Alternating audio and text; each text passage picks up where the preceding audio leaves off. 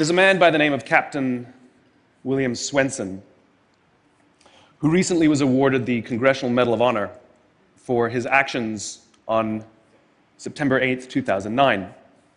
On that day, a column of American and Afghan troops were making their way through a part of Afghanistan to help protect a group of government officials, a group of Afghan government officials who'd be meeting with some local village elders.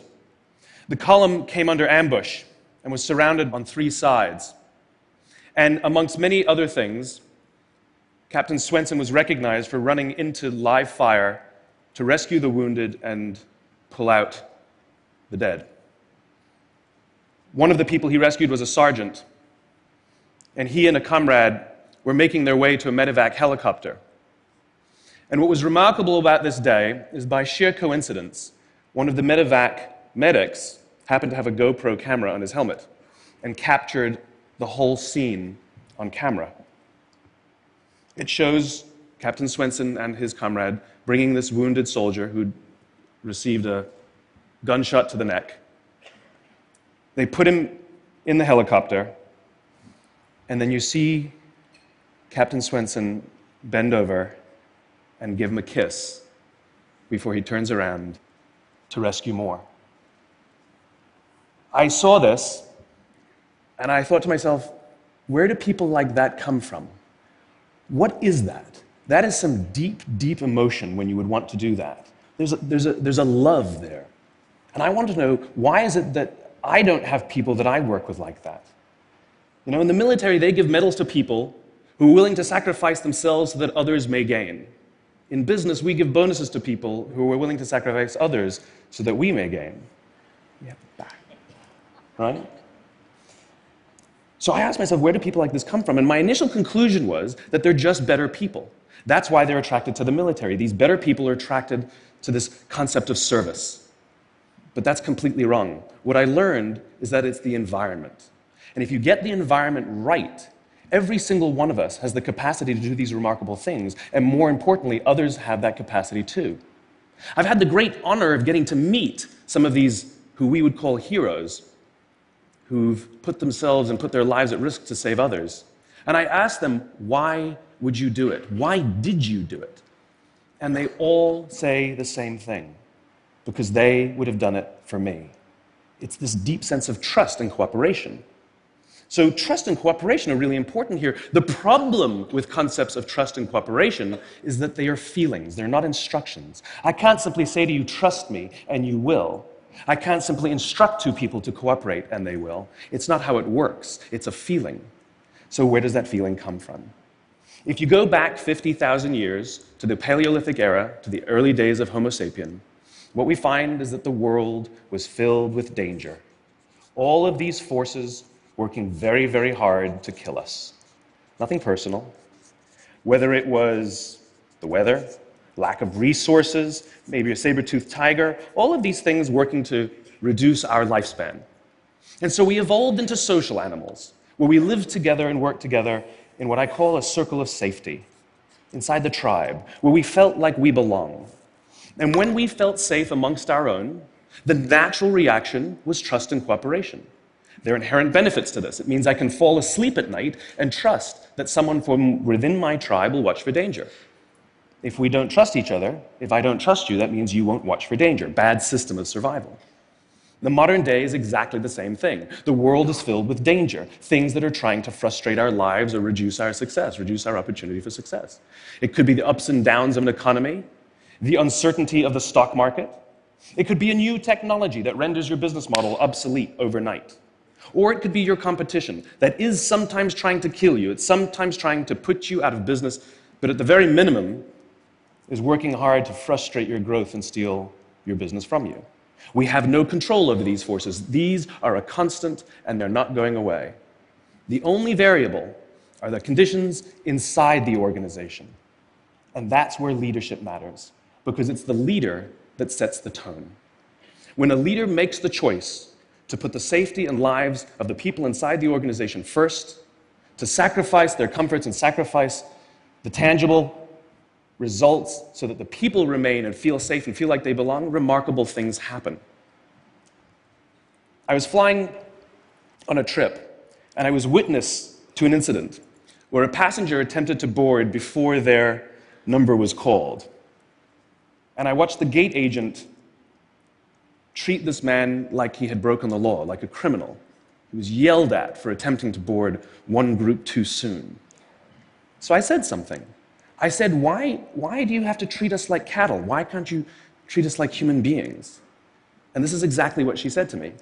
She said, "Sir, if I don't follow the rules, I could get in trouble or lose my job." All she was telling me is that she doesn't feel safe. All she was telling me is that she doesn't trust her leaders. The reason we like flying Southwest Airlines is not because they necessarily hire better people, it's because they don't fear their leaders. You see, if the conditions are wrong, we're forced to expend our own time and energy to protect ourselves from each other. And that inherently weakens the organization. When we feel safe inside the organization, we will naturally combine our talents and our strengths and work tirelessly to face the dangers outside and seize the opportunities. The closest analogy I can give to what a great leader is, it's like being a parent. If you think about what being a great parent is, what do you want? What makes a great parent? We want to give our child opportunities, education, discipline them when necessary, all so that they can grow up and achieve more than we could for ourselves.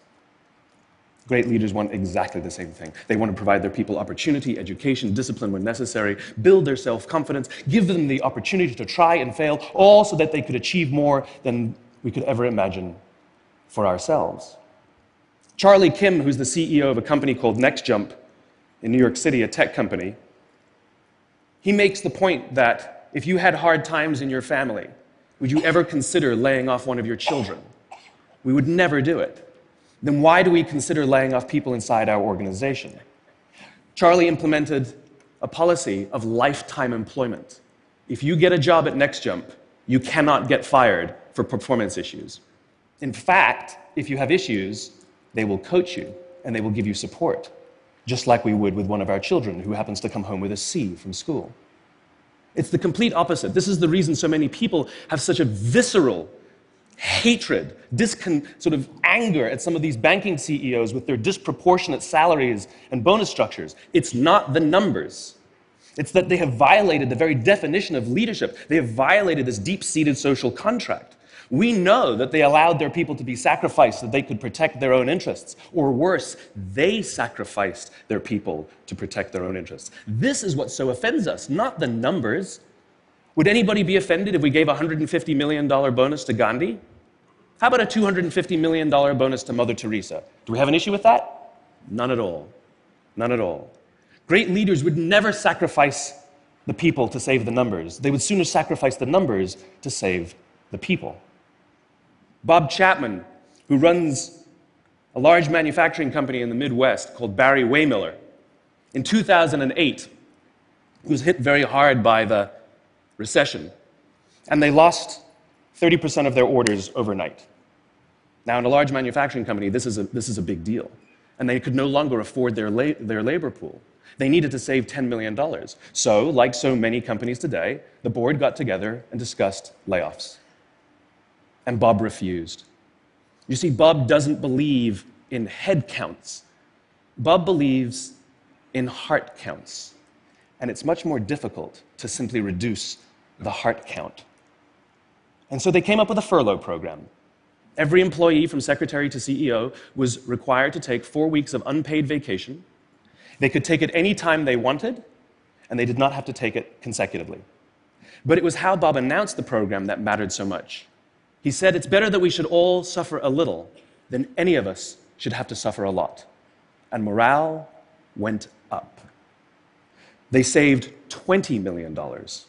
And most importantly, as would be expected, when the people feel safe and protected by the leadership in the organization, the natural reaction is to trust and cooperate.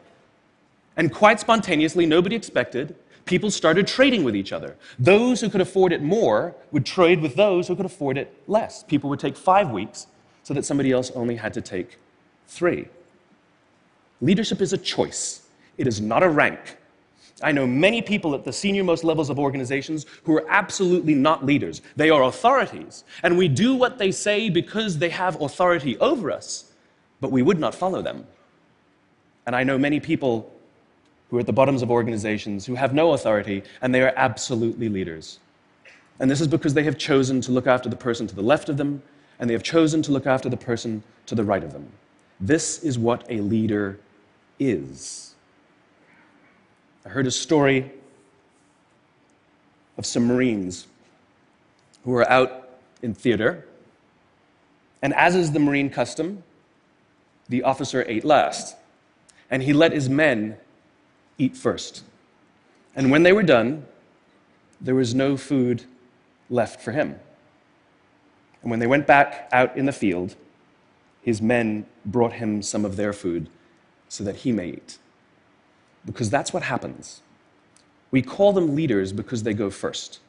We call them leaders because they take the risk before anybody else does. We call them leaders because they will choose to sacrifice so that their people may be safe and protected, and so their people may gain. And when we do, the natural response is that our people will sacrifice for us. They will give us their blood and sweat and tears to see that their leader's vision comes to life. And when we ask them, why would you do that? Why would you give your blood and sweat and tears for that person? They all say the same thing. Because they would have done it for me. And isn't that the organization we would all like to work in? Thank you very much. Thank you. Thank you.